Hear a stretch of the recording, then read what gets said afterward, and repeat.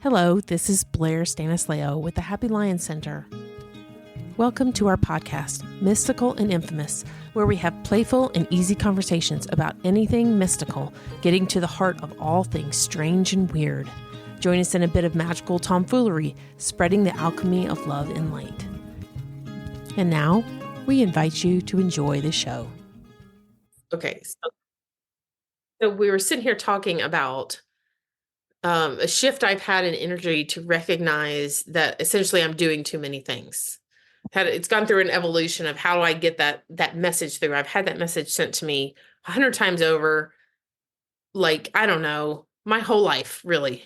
But recently, my husband started up a conversation with me that kind of ignited the shift there, because there was a question posed.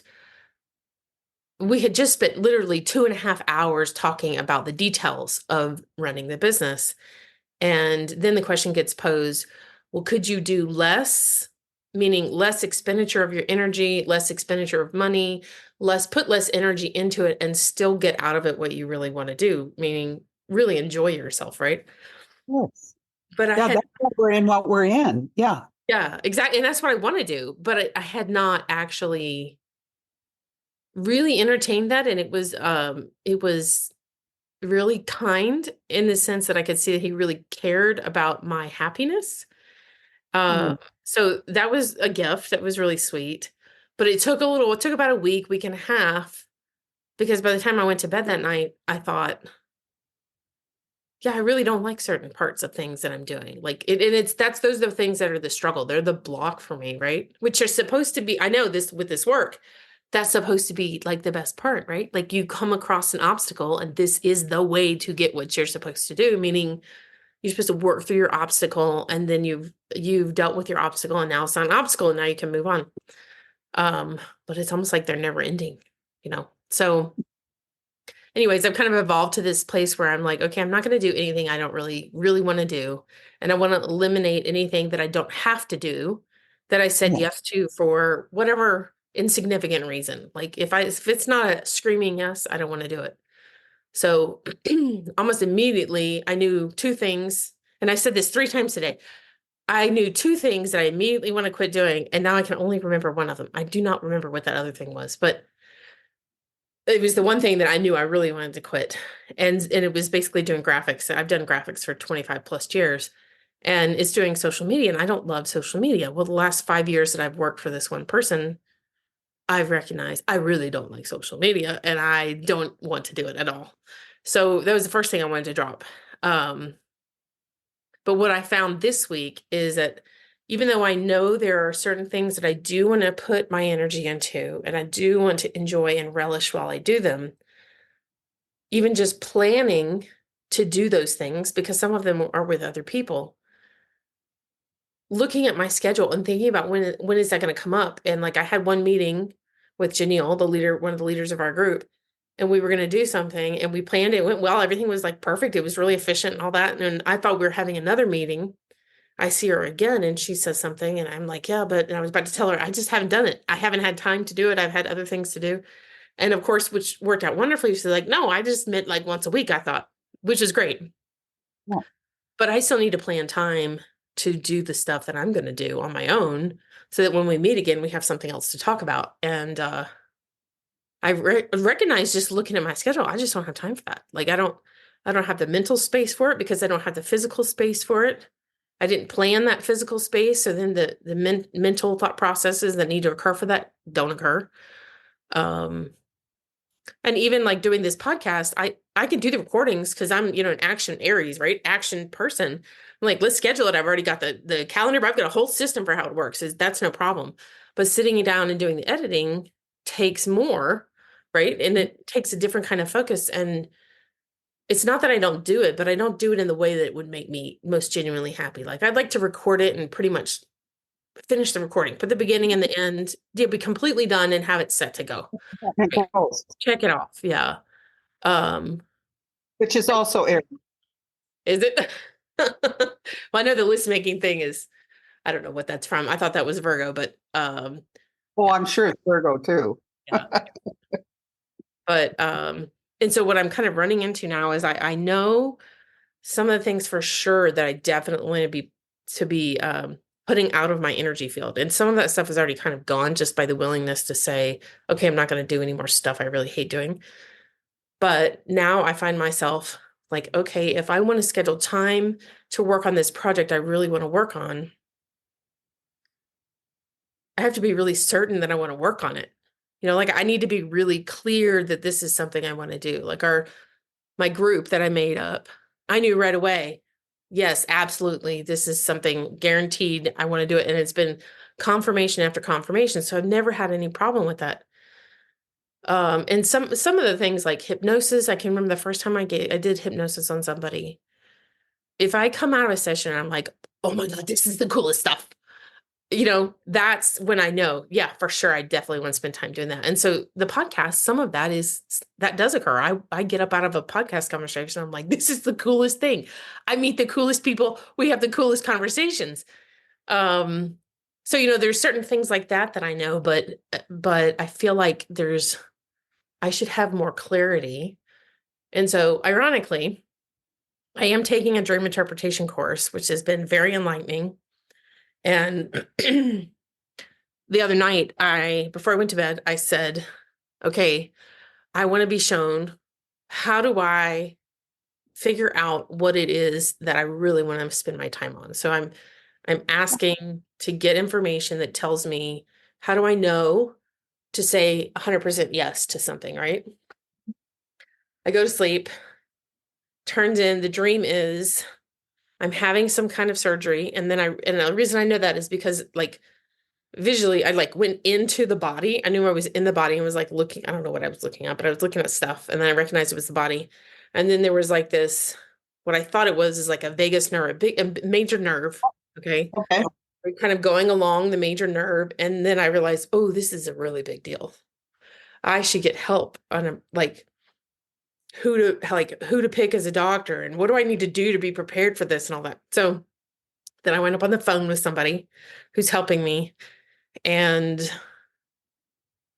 uh anyways, we're going through the process. I went up actually talking to his daughter, who I didn't know, but I felt like I knew him. I knew her because I knew him. She didn't know me, but she seemed fine with the whole thing. And then he's still showing me stuff. And all of a sudden I'm like, oh, duh, that's how. Just let it come to me. And it was like, you know, you do meditations or whatever, and you'll just all of a sudden you'll get this information and it makes Yeah. complete and total sense. Now, that doesn't mean that you can put it into a sentence. It No. doesn't mean that you can put step by step or anything like that. It just means you get it. Like you get it energetically. So I got it energetically. And then immediately I was like, okay, I need to remember how to tell myself to do this. Like, okay, now I really need to look at the details so I can figure that out, right? And I think I actually kind of like woke up a little bit, but then I was like, okay, I didn't get the details. I really need to go back into that dream and get that. So I went back into the dream and I spent a lot of time trying to get that information. So I was still in communication with this man and he was still giving me information, but he absolutely would not give me the details. Wow. And when I came out of it, I messaged one of my mentors and I was like, okay, I get it now. It's really funny. It's partially funny because here I am demanding a masculine energy that I figure out, that tell me how to essentially connect with my feminine energy. So here's my masculine energy demanding that. And they tell me the answer is to connect with your feminine energy. And then I say, okay, how, as a masculine energy? And they don't give me the answer. Right. Yeah. So I'm kind of like, I love it. yeah. So I mean, it's That, clear what the message is. So, but I'm still pondering on this idea, which, the answers I get it. Basically, you need to trust yourself. It's intuition. It's not that I don't have intuition or anything like that, but kind of interested to explore how that plays out. Like, how do you connect with your feminine energy, and how do you, like my mentor, when she responded to that, she was like, stop trying to plan everything, which is a masculine, right? Masculine thing, which is normal. I mean, it's definitely a Virgo thing too. But yeah, so that's interesting, kind of leaving that out there. But I was going to actually ask you today, how would you articulate your thanks a lot. advice to connect? Huh? Thanks a lot. How would I like to articulate what? Well, I think you're good at that. I think you're good at that. How, when you're connecting with your feminine energy, what is that experience like? And how is it different than the masculine energy? So it's really, because I kind of know what it's like. I know what it feels like. It's not that I don't do it, I do it. But then to take it and apply it to my business, that's a very different experience, I think. Well, because you manage to use both sides of that brain, Hmm. and you have to in business. That's the way I put it to a practitioner the other day. And she was talking about something similar. And um, she's she's actually buying my business. Okay. And she's a reflexologist. She does all these great things. In fact, this Friday, I'm meeting for the second time on biofeedback, which I do want to get to. Um, but she was talking about, I said, I've had this wonderful masculine uh, business mentor. He's been good for me because I've really screwed myself over as far as income. Okay. And because the compassionate, kind, caring human being here that loves working people. And I mean, I look at people in airports or grocery stores and say, "Think, give me your feet, give them to me, 10 Oh. minutes, 5 on each foot, and you're going to feel better." I mean, that's the way that's the healer in there. Mhm. Okay.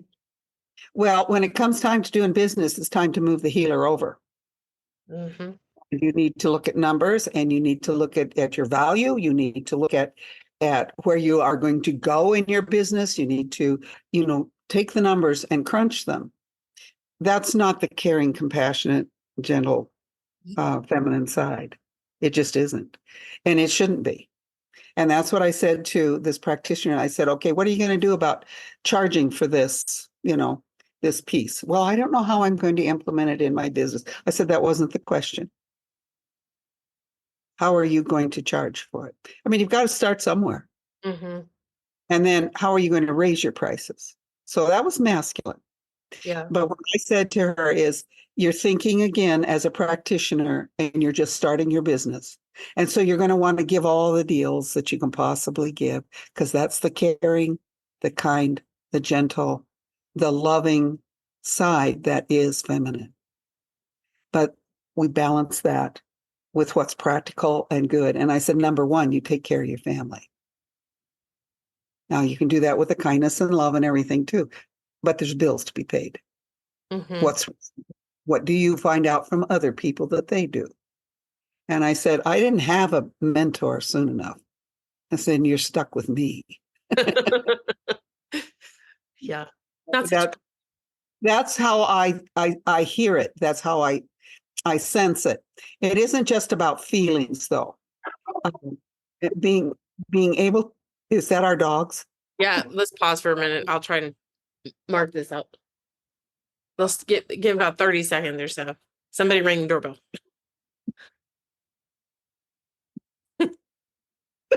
Obligatory yelling at the dogs. I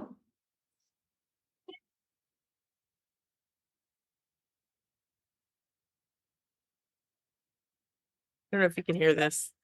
No, I've got two people yelling. Okay, they're almost done. Gonna be a little bit more. Okay, we're good. Okay. it's more than, it's not just the feelings, but that's where I start with my understanding of feminine. It's going to be the gentler side of me. As an Aries woman, I'm a warrior. I'm going to have that masculine always because I'm born with it. But the understanding of the feminine and how to be in touch with it, usually my ego. My ego's Usually what? like my ego. Oh, you check it. Okay. Yeah. Yeah. What are my thinkings? What's going on in there?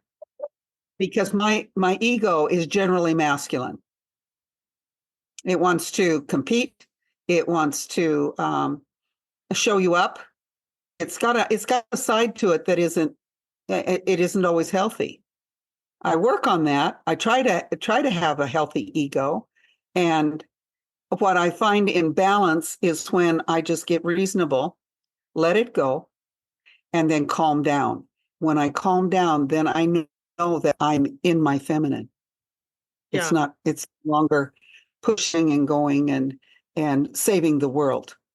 That activist inside Mhm. is always on the alert for whatever issue somebody might have. And I want to protect it and I want to take care of it. And that isn't the feminine side.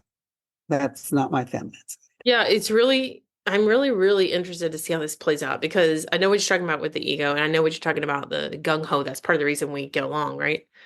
I think But so. yeah. Um, like what I also discovered this week was so let's see. I would say I did do massage first. I don't know why I did massage. I just did.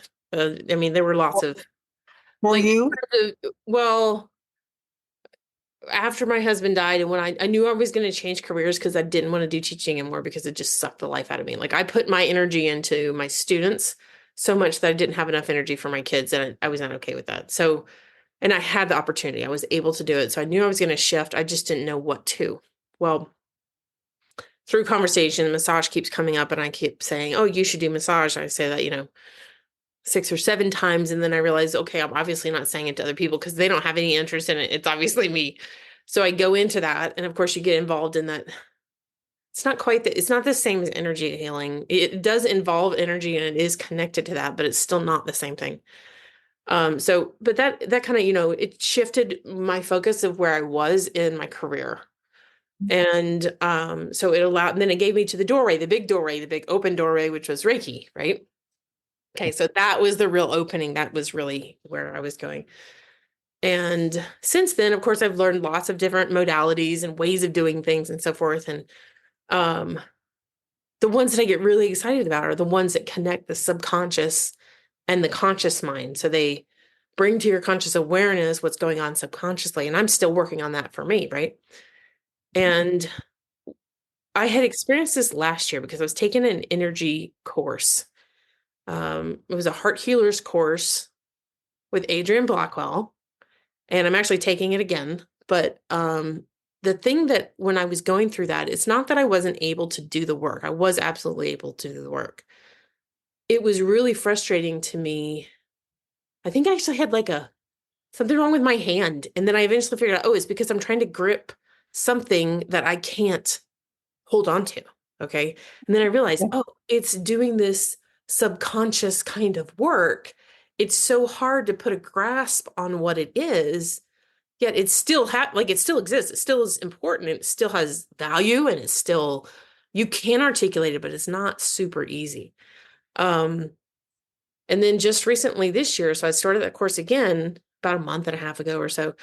I was just working with somebody else and the conversation occurred. It was like, where am I having blocks with my business? And she asked me a question and she was like, I said, I kind of that's one of my biggest fears is I get distracted.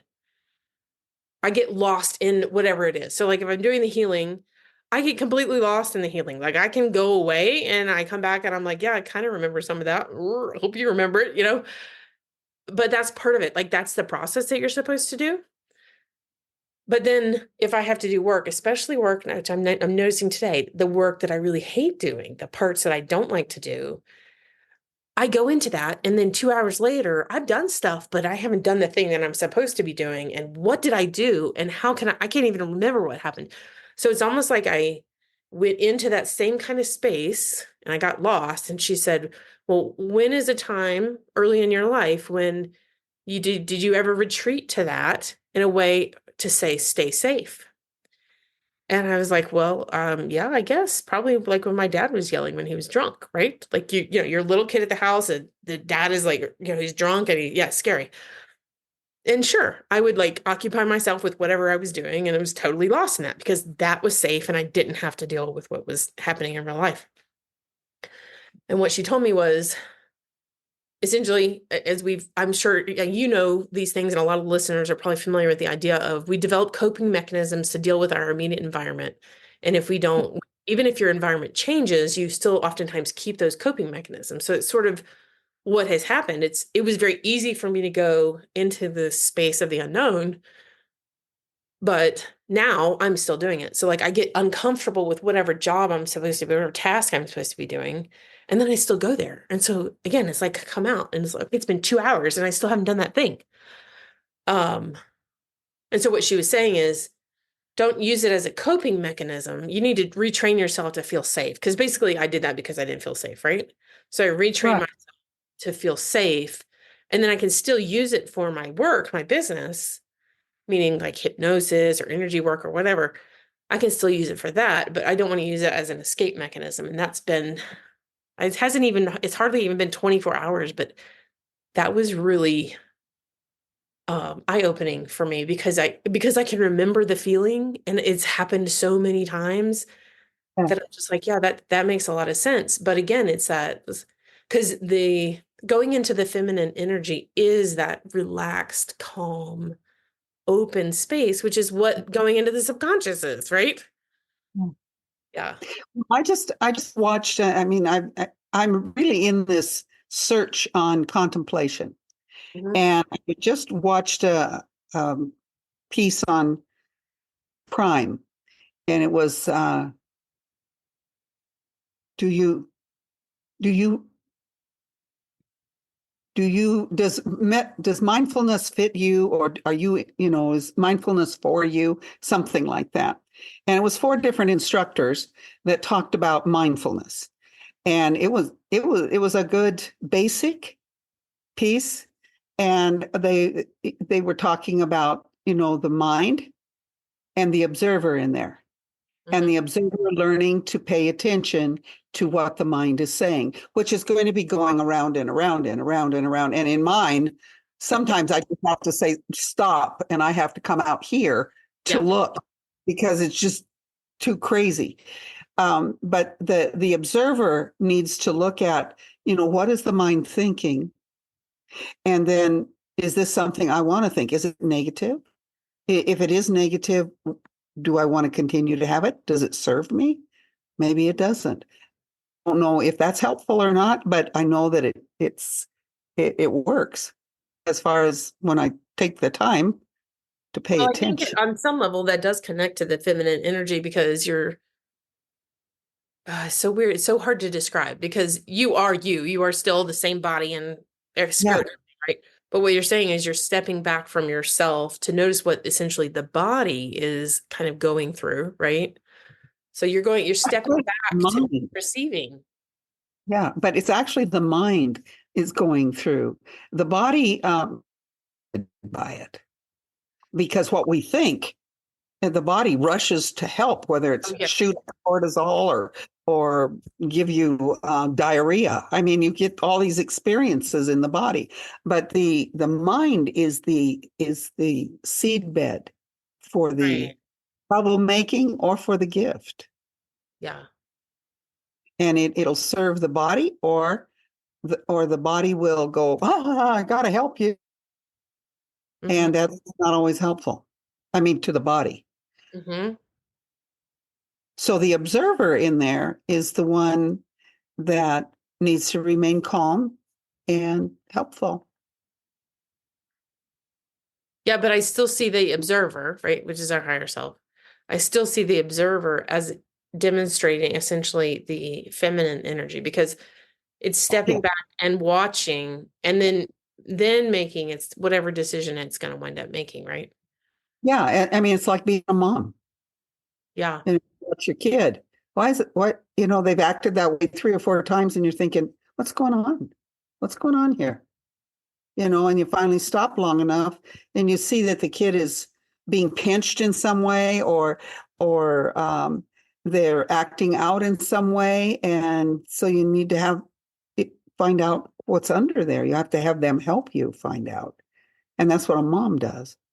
Yeah, that's I actually had another conversation with somebody else and that essentially I don't remember how we were talking about, but we were talking about energy kind of work coming back to being this unconditionally loving mother is even just to yourself is just this, it's such a, That's who we forget.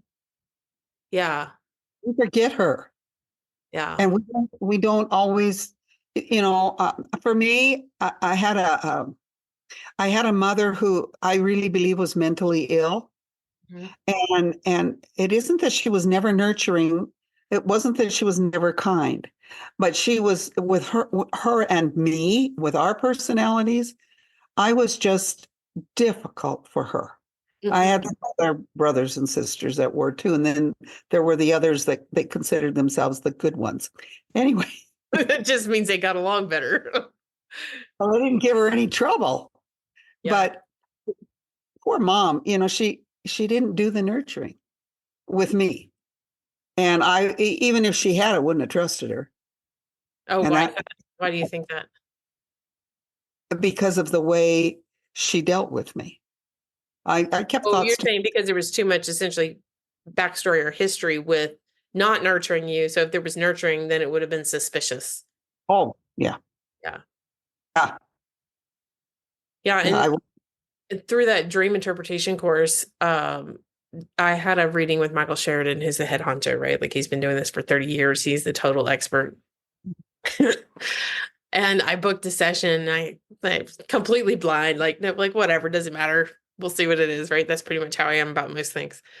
So I don't remember how it is, but he picked a dream or whatever. And there were a couple of them that he did, but it was like first he starts asking questions about my mom, what was my relationship with my mom, and then it was my dad, and answer the questions as I think most people do, like, did you have this kind of relationship with your mom? And I was like, well, it was kind of like sort of like what you were describing, like there were, she wasn't the most cuddly or whatever, but that doesn't mean that she didn't love me or we didn't get along. We got along pretty right. well. I think I actually said I got along with my mom better than my other two sisters. And he says, well, it doesn't matter if you got along better with your other two sisters. I asked if you felt essentially nurtured. Okay. Because we as A humans word. need that, right? And so I was like, well, no, I guess not. And so through the conversation, I get done with that thing and I'm like, how did this, like, what? And so for a couple of days, I was in my head like, okay, so you're telling me that this is my relationship with my mom. And I know that he's not wrong because when he says something specific, I'm like, okay, yeah, that's true. I do feel that way. Meaning it's a feeling that I've had that I've never shared with anybody because there would be no reason for me to share that, right? Not because I was hiding him, just because there wasn't any reason. And so it was really just messing with my head because I was like, okay, all right, I know what you said is true, but it doesn't like consciously, it doesn't really make a whole lot of sense. And then eventually I got to the point where I realized I didn't realize that this was something for me either, but I see that in other people. So when I do energy work with people, meaning I'm the client, I'm pretty much like, whatever, we'll try it, we'll see. I'll give you feedback and we'll see how it goes. I don't come to, and I can't say that I've always been like that, but typically nowadays I don't come to a session expecting things not to work or being skeptical of whatever the practice is. Okay. So, but what I still see that with some people, like some people who come to me, so it must still be in my energy field. And what I noticed with the dream interpretation is there is absolutely no room whatsoever to say that there was any other influence on what I created in my dreams. And because I've gone to the energy, to the effort of actually writing it down. And then as I write it down, the images become stronger.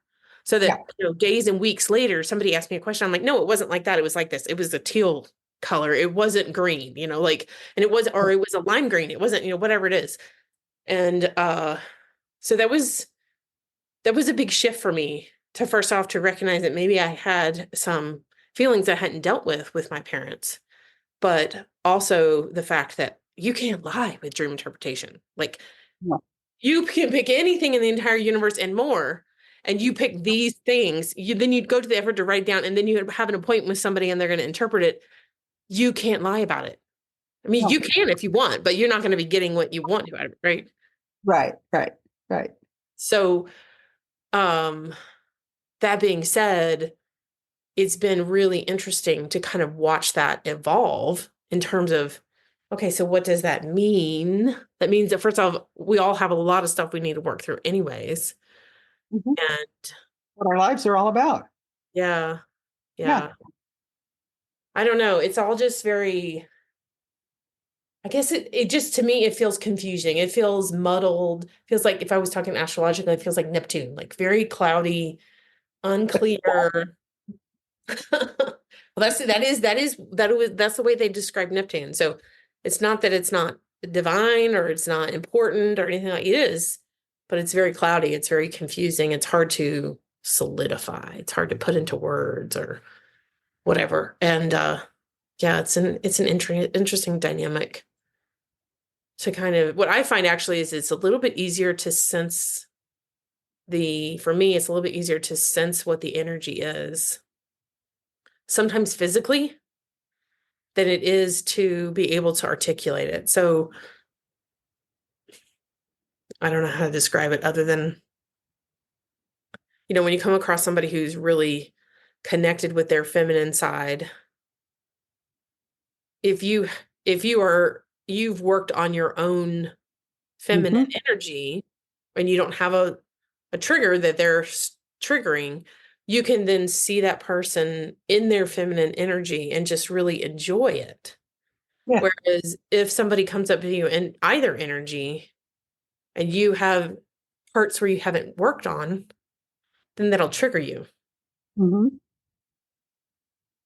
Yeah, I don't know. I was just thinking that when we're talking about energy, feminine energy, I think also being in touch with our creativity Oh yeah, that's a big one. is very, very much feminine. And I don't, it doesn't matter whether you're in a masculine body or a feminine body. And I say that real carefully now because I know there's not everybody identifies that way, I but it's think all actually, see, I think there's something a little bit off about that in the sense that I think that the younger people who are dealing with these gender identity issues are actually in tune with the masculine and the feminine and not wanting to be labeled as one. Or maybe they feel stronger in one type of energy versus the other one. Does that make oh, sense? that makes sense. I Yeah. hadn't thought about that. That's kind of cool. But what I'm thinking is when you go through the chakra system and you have this incredible orange. How many people love orange? Not very Oh many. no, that's like my least favorite color. Oh, many people say, I will never wear that color. I don't choose that color for an accent in their home or Yeah. whatever. I like it. In fact, I had when I was in high school, my sister Rita was a seamstress, and my senior graduation, not graduation, my senior prom. I wasn't my prom. I went to Okay. this public school prom. Anyway, I had her make me this beautiful orange formal, and I had an eyelet overlay. It Oh, was a empire yeah. line. Yeah. Oh, I love that thing because I designed it and the color. It was beautiful. But I know that a lot of people would never in a million years wear orange. But orange is it's got a life all its own. It does. And And I've had my many own, shades of it. yeah, I've had my own like evolution with that. So like even though I have a degree in art, okay. And it's not that there's not a whole lot of adults that say, "Oh, what's your favorite color?" But as an artist, you do have favorite colors and you do wind up using them over and over, okay? Well, so in college, that conversation came up. It's like, okay, basically, what's your favorite color? Like, pick a color you like. And I'm like, oh, I don't know if I can pick a color. I just like color. Like, I just like color in general. So after repeated requests about that, I eventually got to the point where I said, well, what's your favorite color? And I would say, well, orange is not my favorite. And that's all I could say because I liked the other ones. And to be honest, it's not that I hate all orange. I don't hate all orange. I think it definitely has a place, and there's some that are really beautiful, but I know what you're talking about with orange. Matter of fact, I had a dream, which is funny. I had a dream that my mother had we had my mother, she could pick to paint a wall in this house that we had, whatever color she wanted. And so I had the conversation with my husband. I go away and then come back, and it must have been a painter that was there. And she picked orange, but she didn't just pick orange. She picked like the ugliest orange. It was like, this those 70s countertops, the orange, the dark Oh, orange. that was orange. Yep. And honestly, that's like the epitome of the colors that I don't like. So then there was yellow in there. Do you remember the yellow from the 70s too, which is not this Oh, bright, lively yellow? It's like the it goes with gold, brown, orange, and or maybe gold. It goes with green. brown, yep, and Bought green. off of green. Yep, yep. Like you pick the ugliest colors in the universe, and these are the four that you put together. So, anyways, that was my dream. And the interpretation of that one was she's still influencing me, right? Ah, Yeah. of course, of Yeah. course. Yeah. Well, I think this feminine energy stuff it is kind of hard to articulate. I think we should, if we can get inspired maybe to talk more about that in the future, I think we should, because even just looking at the masculine and feminine energy and how do you navigate that, I think that would help everybody. Yesterday, I met with a friend of mine. We're old friends. We've done travel together and worked with kids together. And Suzanne is also Catholic and involved with church in Helena. And she works in this um, retreat kind of setting. They call it Journey. Here in Great Falls. They call it Cum Cristo, and it flows out of what was called the Cursillo, which was a Spanish emphasis for short course in Christianity, is what it basically amounts to. Anyway, in preparing for it, the teams get together and they all get assigned certain things, and they have to share these things. This is it before they ever have retreat. It's a big deal, and it does some wonderful things for people, especially in creating community. Well, Mhm. Suzanne was assigned Mary, Mother Mary, Blessed Virgin. And so she was telling me about her. We met for supper last night because she's in town on retreat for herself, and and we met for supper. And so we talked about Mary. So I printed out these pictures today. Of course, I had to journal on Mary. These are icons, which when you deal with Roman Catholicism, you have a kind of a different emphasis of Mary than you do if you're Orthodox. Right. Okay, so I chose two Orthodox, and this one is Our Lady of Manawag, which is Filipino. Okay. And so you have all manner of these names, and that's what Suzanne was saying, is she wanted to take, because this is the divine feminine in Christianity, Mary. She is the epitome of the divine feminine, and that's in Orthodox tradition, it's called the Theotokos, which is the mother of God, Okay. not the mother of Jesus, although that's who God is in the teaching, but mother of God. And so that honor that is given her is huge. And this is that the divine feminine that is expressed in the Western culture and comes out of that Eastern culture. This mother of Manawag is Filipino, and you can see how rich and it's just kind of really, really fancy clothing that she has been assigned. And when people begin to believe in a particular direction, this is a miracle that happened in the Philippines. They have a huge, I think it's like a basilica, probably a small one, but it's a big church, and they have bunches and bunches of steps that you have to climb to get to it. I mean, it's a sacrifice, and it's an honor, and it's a respect for our Mother of Manawak. Anyway, whenever people begin to honor in any fashion, it's the same Mary, Yeah. but different aspects displayed in all of these different miracles and the multitudinous names that she has been granted. And when you have this experience of Mary, people, it looks very much like worship. The Yeah. church does not teach that it's worship. We're taught that this is an honor and a respect of this woman because she was willing to take the risk to be the mother of God. Okay. Big deal. I can't imagine what that little 14-year-old girl was thinking when it happened, but you'd have to be that young to say yes. Mhm. You know, it's Mhm. a big deal. Um, but the mother, my daughter-in-law is Filipino, and so I learned about this aspect of Mary from Delia because her mother was born and raised in this town where this happened. There was a famine and that was taking place, and it was because the crops weren't being able to be harvested, and they prayed to her, and the famine released. Mm, And so they gave her the credit, and then poor people always go to great lengths to spend their money in a direction that honors, gives the honor to wherever they believe.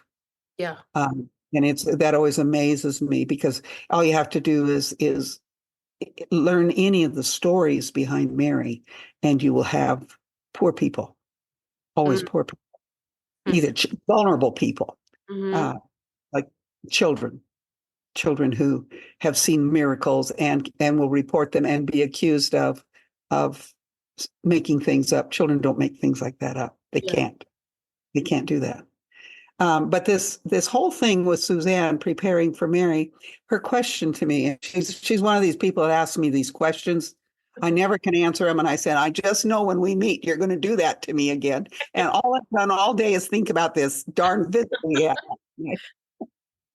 Anyway, in this whole thing, she said um, she was asking um,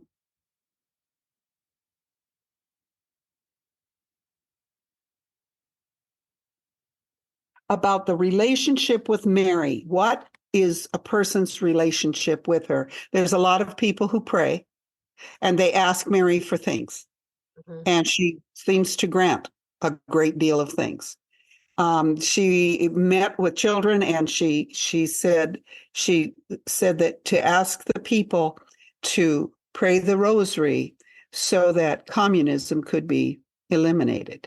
Well, it wasn't eliminated, but it did leave Russia, Mm-hmm. and that was part of the thing was that people worldwide were to pray the rosary. We had this beautiful one recently inherited.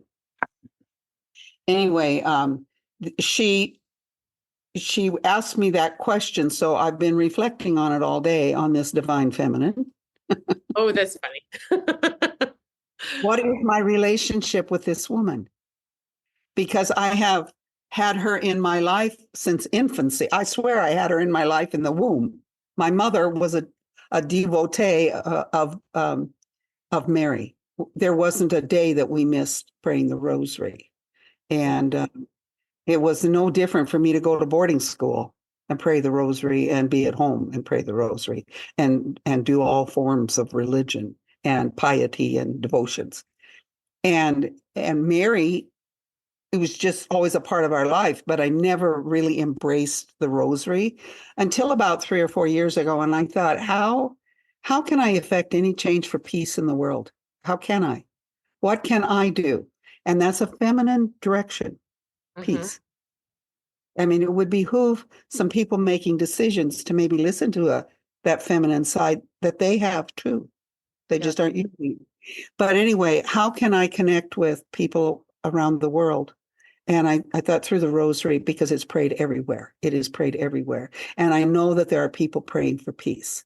And so that was my only thought was I can do that much. Mm-hmm. And so my time has changed in my relationship with her and looking forward to doing it because always before it was a big Is it snore. something that you like? It's a specific prayer that you pray, like you repeat Yeah, it. Okay. yeah, it's a repetition, which most Catholic prayers are. The I heard a teaching on this one time that was absolutely phenomenal.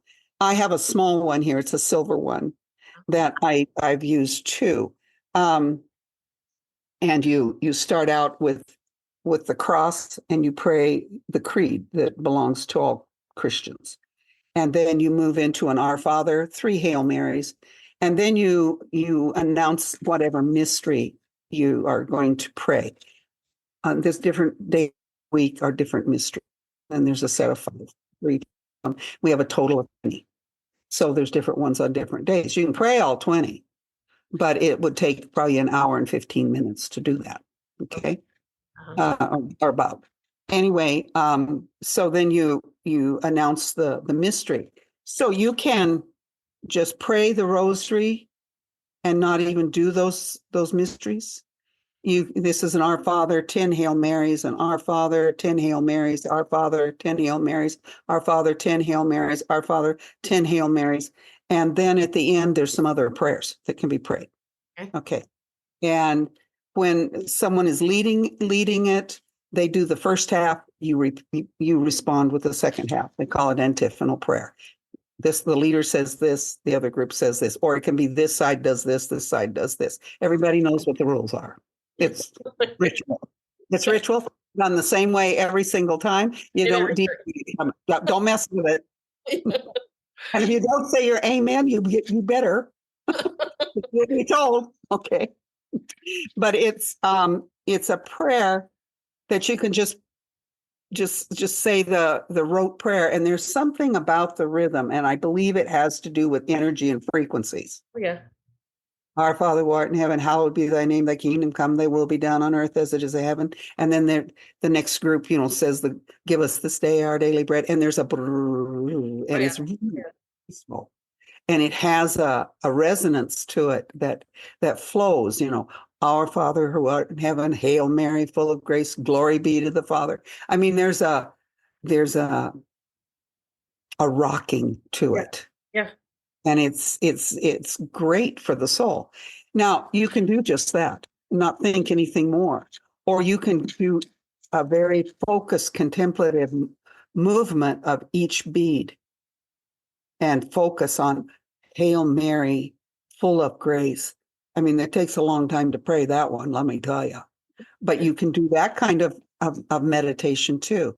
Like I said, you can have the ones where you pray the mysteries of the rosary, and they're joyful mysteries, sorrowful mysteries, glorious mysteries, and luminous mysteries.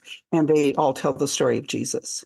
Okay. Now, there's also um, ways of praying this that are an intention is set for someone or for something, and you want them to say be healed.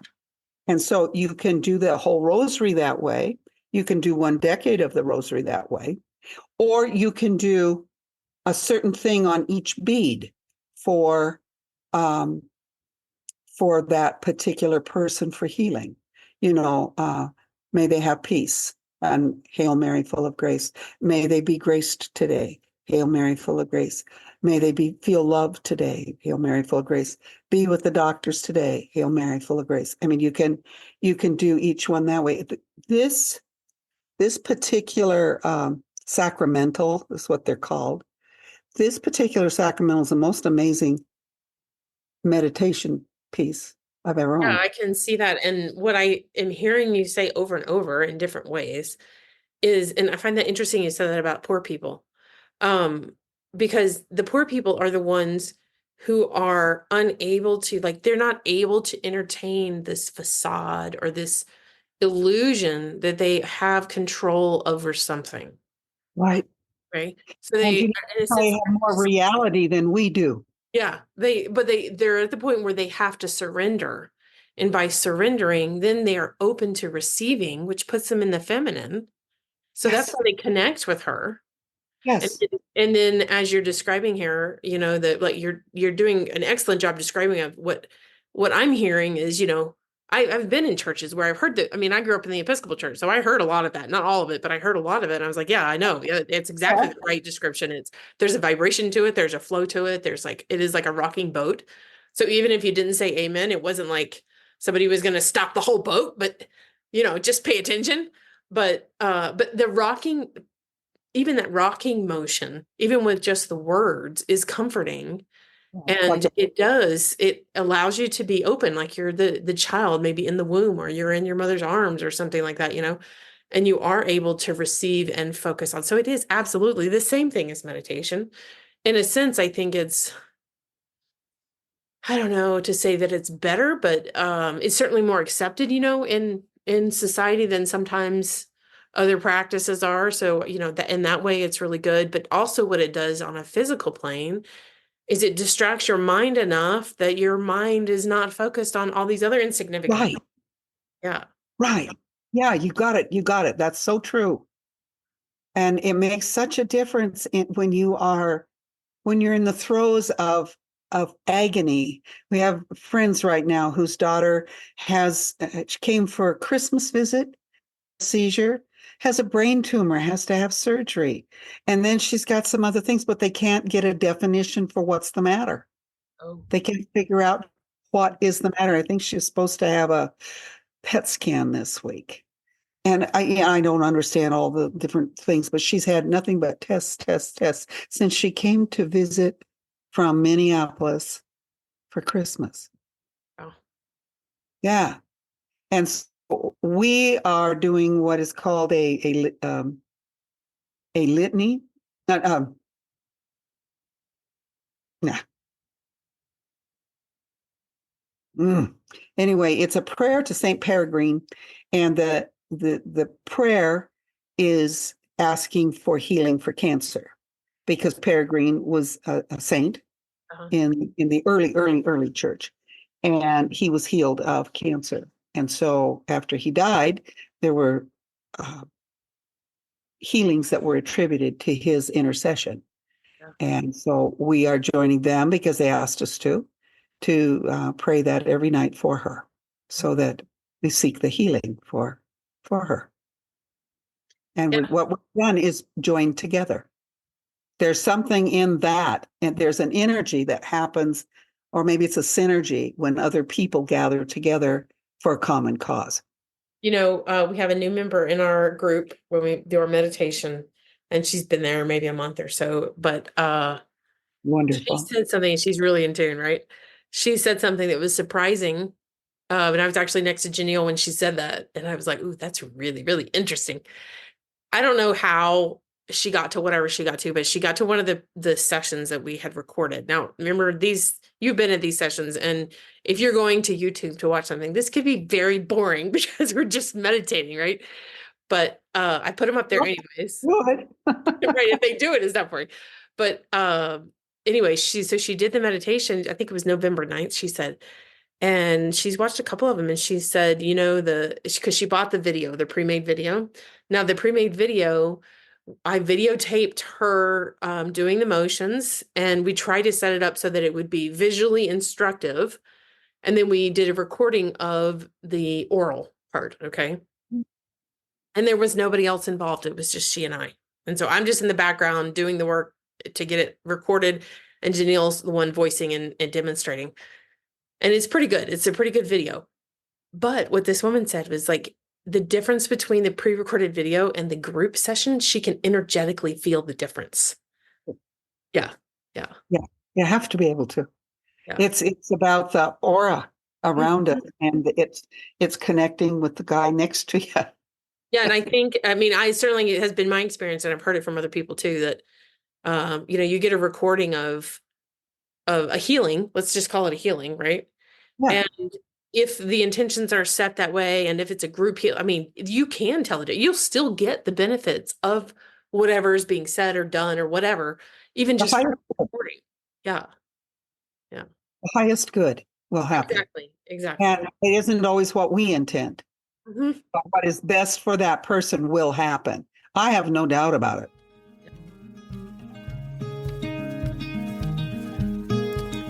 Send inquiries, suggestions for new discussion topics, and comments to podcast@happylioncenter.com. That's podcast@happylioncenter.com. If you found this content enjoyable or helpful, please comment, like, share, and download. Donations are appreciated and help us to produce more of similar content. Consider making a contribution at the links in the description box. Your support is greatly appreciated. The views and opinions expressed on this podcast are those of the speakers and do not necessarily reflect the official policy or position of the Happy Lion Center, and are not intended to malign any religion, ethnic group, club, organization, company, individual, or anyone or anything. None of the content provided should be considered a substitute for legal, financial, medical, psychiatric advice, or as care from a certified professional.